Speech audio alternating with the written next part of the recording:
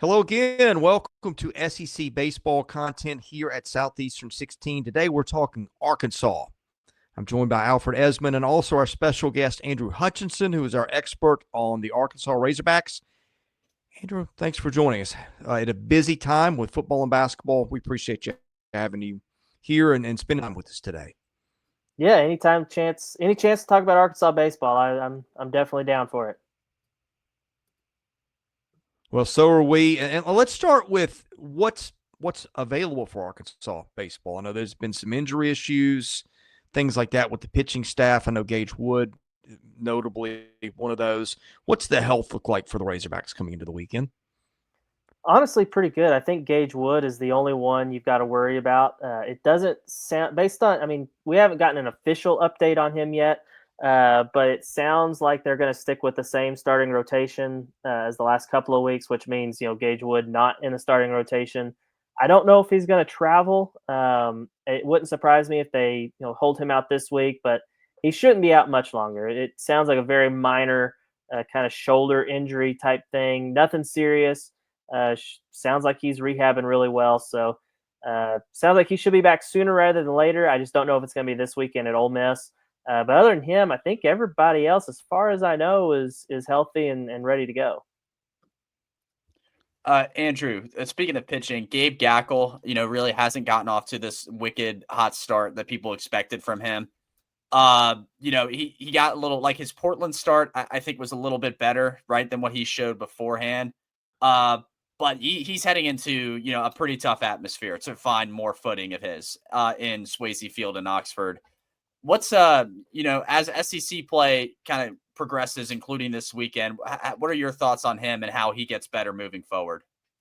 Yeah, I mean, if you look at his overall numbers, they don't look great. I think he's got an Right. ERA over 6. Opponents are hitting 240 something on him, which is just not like him.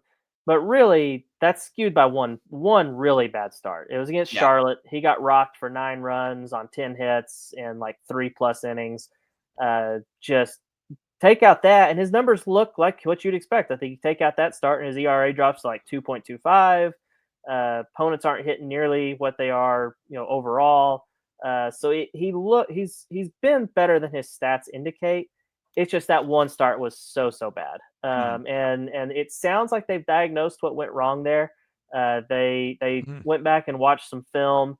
They found out that I think Van Horn said it was 70% of his pitches were to the same location. And so Charlotte was able to really cheat on the fastball, cheat on the slider, and just had a really good plan. Now it helps. Charlotte's hitting coach is an Arkansas guy who was a former GA at Arkansas. And so Van Horn was able to talk to his former, guy and kind of got the scouting report, and they've kind of reverse engineered it. And he was a lot better against Portland. He did get jumped on early. He gave up a couple of runs in the first inning, but then ended up pitching into the 6th and didn't give up another hit after the first inning. Still a little bit shaky, not as dominant as what we've expected, but I think part of that could just be because what Arkansas fans have come to expect is Hagen Smith on Friday nights. And right. As good as Gaeckle may be, he's not Hagen Smith, at least yet. Maybe he is next year. Maybe he is by the end of the season, but he's still very, very good. I think he'll be okay. It's a very, this is a big moment for him. See how he does in a rowdy environment, a road SEC environment. It helps that he has SEC experience last year and he was in a closer role, so he knows pressure. That's not going to be new to him, but very anxious to see kind of how he does against a really, really good Ole Miss team. Hutch, I know the Arkansas offensive freakout, in February is like an annual tradition with that fan base. But boy, lately the Aloy brothers have just been killing it. I think we need to redo the Bash Brothers posters from the 80s with Canseco McGuire, make them the Aloy brothers. That might play right now. Iredale's been great. Justin Thomas has hit a little bit. And they got some guys there. Helfrich has got a lot of potential. Diggs can hit better. So I feel like even as well as they're producing, there's a little bit of meat on the bone. What's the feeling around the Arkansas lineup at the moment? It's funny you say that. I literally 10 minutes before getting on here with you guys, was working on a story and wrote that exact thing, that like they've got a bunch of guys hitting really, really well. It's funny you mentioned that because I literally, like 10 minutes before getting on here with you guys, wrote something about this exact thing, that a lot of guys are producing. You know, the Aloy brothers, Iredale, Cam Koziel, there's Charles Davlin. I mean, they've got like 6 or 7 guys that are really hitting well right now. But then you've got a few guys at the bottom of the order that have not hit like we thought they were going to be. I mean, you mentioned Ryder Helfrich. Nolan Souza is another one of those guys. Kendall Diggs, Rocco Pepe, a transfer. We thought he had a really good preseason, and those guys just have not hit like we thought they were going to. So I mean, if you think about it, if you get a couple of those guys hitting where they can or close to what they can, then this lineup is even deeper than what it's shown so far, and it's significantly better than last year. I know it got off to a little bit of a rough start. You mentioned it, the freak out, Washington State opening series and Arlington against Kansas State, and it definitely got off to a little bit of a shaky start, but they seem to have found their groove. Obviously, competition has something to do with that, but even last year against similar competition, they weren't even hitting 300 as a team, and I think now they're hitting 313. They've had like 36 home runs now compared to 17 entering SEC play last year, so significant increase there. And I think it'll continue just because they've got so many different guys. It's not just 1 or 2 guys producing. So that's a good sign for Arkansas, and they could be a lot better if those other guys, as I said, improve like they're capable of.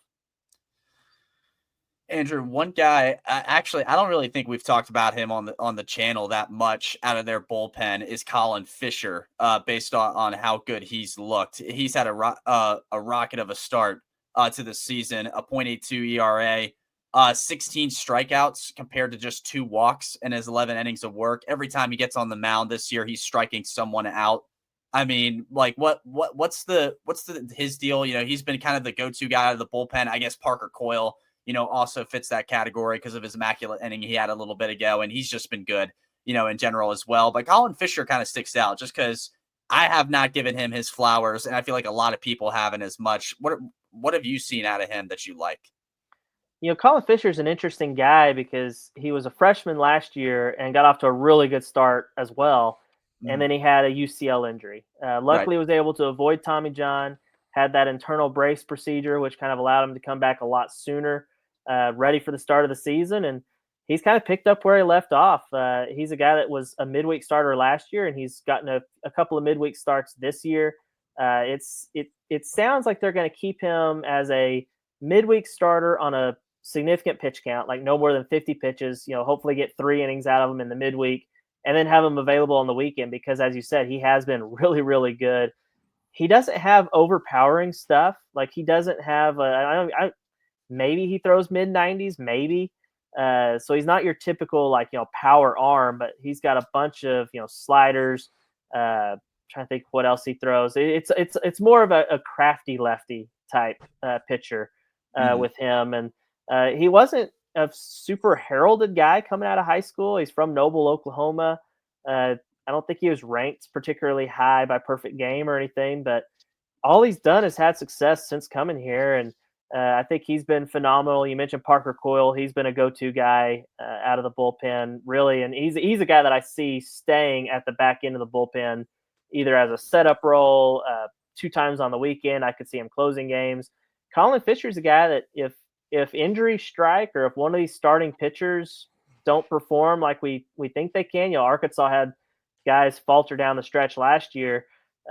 Probably would have been nice to have Colin Fisher because Dave Van Horn has said they are comfortable starting him on the weekends as a starting pitcher, not just out of the bullpen. So they really like what they have in him, and he's just the guy that pitches and has had a lot of success. And I expect that to continue, although, 0.82 ERA, whatever you said it was, that's probably hard to sustain, but he's a guy that's going to be a big part of this bullpen for sure moving forward. Well, speaking of lefties who start, we've gone this far. We hadn't mentioned Zach Root and Landon Vital Cheese. The Ohio State transfer. I'm going to let you pronounce his last name because I feel like I've given it 5 different versions. So let's talk about those kids. They've lived up to the hype. Zach Root Yeah. in particular has been phenomenal. He, they put him in number 33, the jersey number 33, same number as Hagen Smith, same number as Drew Smiley, same number as Nick Schmidt. Those are some legendary names in Arkansas baseball, and he's lived up to it. He's been phenomenal. His strikeouts have really been surprising. Like he was a solid pitcher last year, averaged more than a strikeout per inning. I think he averaged like 9 strikeouts per 9 innings. This year, that's jumped up to over 15 per 9 innings. Now, again, probably not sustainable, but that is a big time number, and he's opponents are not hitting him very well. So he has lived up to honestly exceeded expectations for me. Bile Cheese, the other guy, the Ohio State transfer, has also been very good. He's a guy that could be a bullpen arm depending on if Gage Wood comes back and reasserts himself as a starter. He did make one relief appearance, was very good doing so in Arlington. So he's a guy that has really good stuff. I think that's what made him such a highly coveted transfer. Like his numbers at Ohio State weren't tremendous. I think he had ERA over 4, but his stuff has really played up at Arkansas, and he's got if he comes out of the bullpen too, he's a guy that can touch 96, 97. Give you a couple innings like that. So it's going to be very interesting to see kind of where he slots in once Gage Wood comes back from his injury. Andrew, I don't know if you've talked to Dave Van Horn about Nolan Souza at all. You look at the numbers and it's kind of startling, right, for a guy like that, and what we've seen from him or what we know he's capable of. He has done better as of late. As I look at it against Portland and Louisiana Monroe, he played a little bit better, got some hits in. But he had that, really, really rough patch at the beginning of the year, and then kind of just throughout February, I guess, and stuff like that. What has Coach had to say about maybe any struggles he's had, and what have you seen from him? Well, the first thing you got to point out is that his offensive struggles have not bled over to his defense. He's still been a very good defensive second baseman. It's kind of a new position for him, and that's why he's still playing as much as he is, because they like what he does in the field.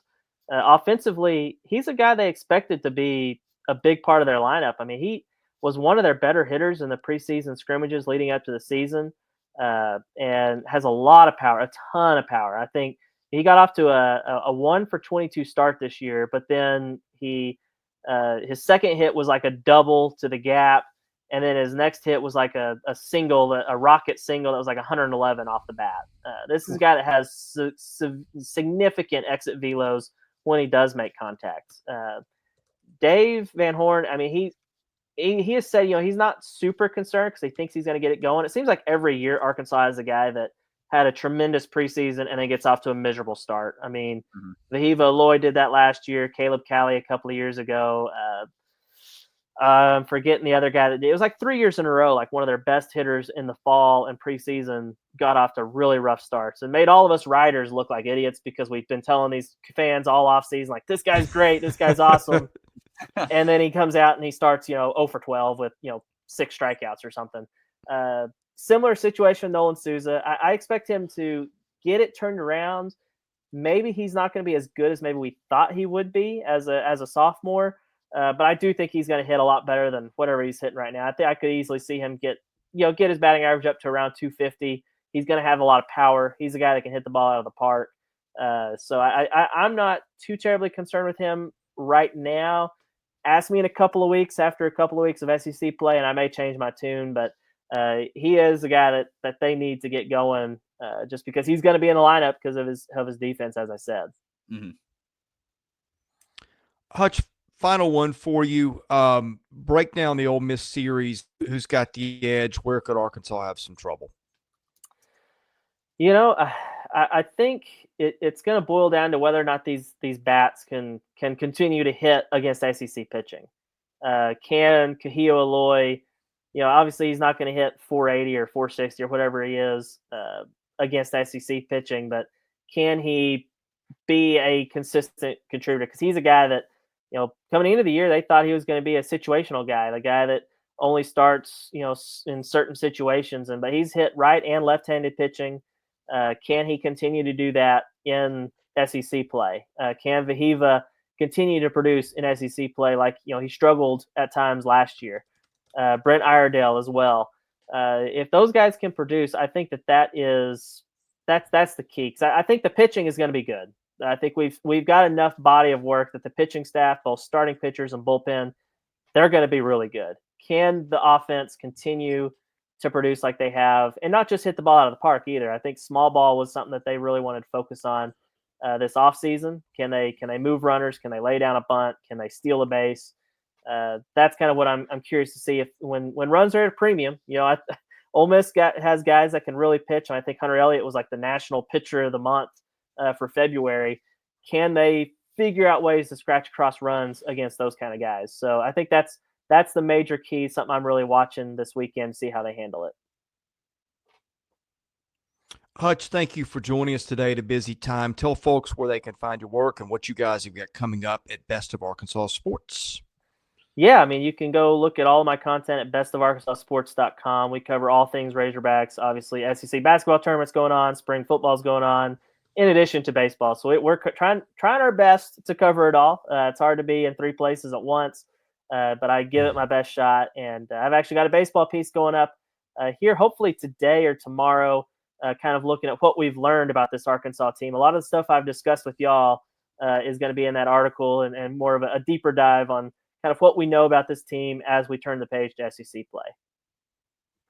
Have you done the trifecta yet of covering a football practice, a baseball game, and a basketball game in the same day yet this spring? I've done that a few times. Those are fun.